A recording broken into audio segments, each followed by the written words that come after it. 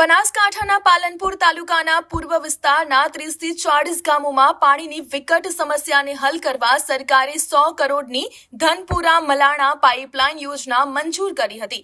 જો કે નિર્ધારિત સમય મર્યાદા વીતી ગઈ હોવા છતાં એજન્સીની બેદરકારીને કારણે આ કામ હજુ સુધી અધૂરું છે, જેને લીધે ખેડૂતોને છેલ્લા 2 વર્ષથી મોટું નુકસાન વેઠવું પડ્યું છે। આ અંગે કિસાન સંઘના આગેવાનો અને ખેડૂતોએ જિલ્લા કલેક્ટર કચેરીએ ઉગ્ર રજૂઆત કરી ચોમાસા પહેલા કામ પૂર્ણ કરવા માંગ કરી છે, અન્યથા આંદોલનની ચીમકી આપી છે।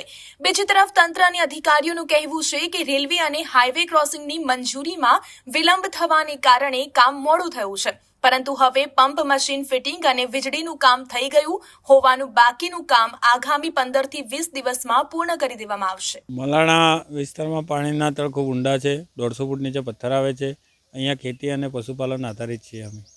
ત્યારે 2022માં પાણી માટે આ વિસ્તારના લોકોએ ખૂબ મોટા આંદોલનો કર્યા હતા।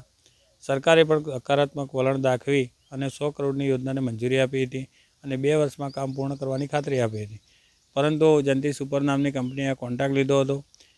2025ના ઓગસ્ટ મહિનામાં આ કામ પૂર્ણ કરવાનું હતું।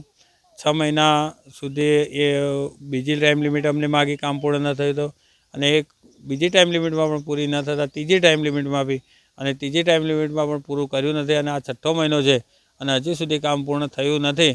એટલે ગયા 2025ના વર્ષમાં પણ અમે ખૂબ મોટું નુકસાન કર્યું હતું। 2026માં પણ જો પૂર્ણ નહીં થાય તો આ વિસ્તારના ખેડૂતોને ખૂબ મોટું પશુપાલકોને અને ખેડૂતોને નુકસાન પડવાનું છે।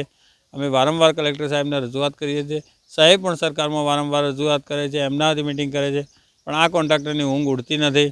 એટલે જો આ 15 દિવસમાં કામ પૂર્ણ નહીં થાય તો આ વિસ્તારના ખેડૂતો ફરીથી ઉગ્ર આંદોલન કરે એવી શક્યતાઓ રહે છે। બનાસકાંઠા અને એમાંય મલાણી સાઈડ વિસ્તારની અંદર પાણીની ખૂબ જ ખેડૂતોને પાણીની અછતના લીધે ખૂબ આંદોલનો કર્યા હતા અને આંદોલનના કારણે આજે ધનપુરાથી મલાણા સાઈડ અને એના પણ 4-5 ગામો અને માનસરોવર તળાવ આ ભરવાની યોજના સરકારે 100 કરોડ યોજનાને મંજૂર કરાવ્યા હતા, 100 કરોડથી વધુની, પરંતુ આજે એને કામ પણ શરૂ કરે 2 થી 2.5-3 વર્ષ થઈ ગયા છે।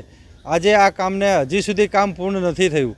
રેલવેનો પ્રશ્ન તો એ પણ હલ થઈ ગયો છે, ત્યારે આ ગોકળ ગતિએ કામ ચાલતું હોય ત્યારે અધિકારીઓએ આ એજન્સીને પણ 6 મહિનાની મુદત પણ પૂરી થઈ ગઈ છે, છતાં કોઈ આ લોકો કામ કરવાની કોઈ નિષ્ક્રિયતા દાખવી રહ્યા છે।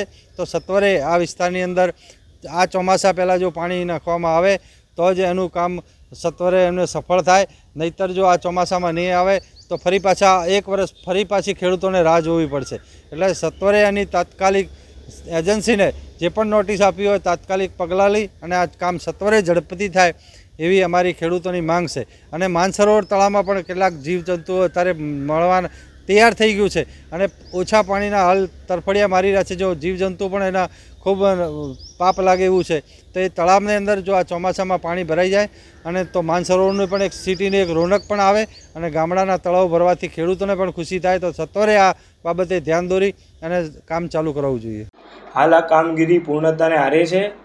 એમાં રેલવે ક્રોસિંગ અને IOCL ક્રોસિંગ જે બે મુખ્યત્વે પેન્ડિંગ હતા એ પૂર્ણ થઈ ગયા છે।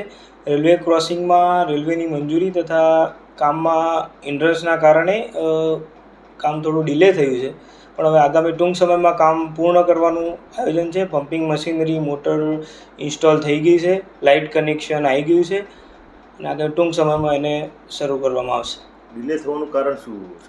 ડિલે થવાનું કારણ કે રેલવે ક્રોસિંગની મંજૂરીમાં થોડો સમય ગયો અને રેલવે ક્રોસિંગની કામગીરીમાં પણ જે જરૂરિયાત કરતાં વધારે સમય ગયો, કારણ કે ફ્રિકવન્ટલી ટ્રેનો ત્યાંથી પસાર થતી હતી, એના કારણે ક્રોસિંગમાં થોડો ડિલે થયો, એના કારણે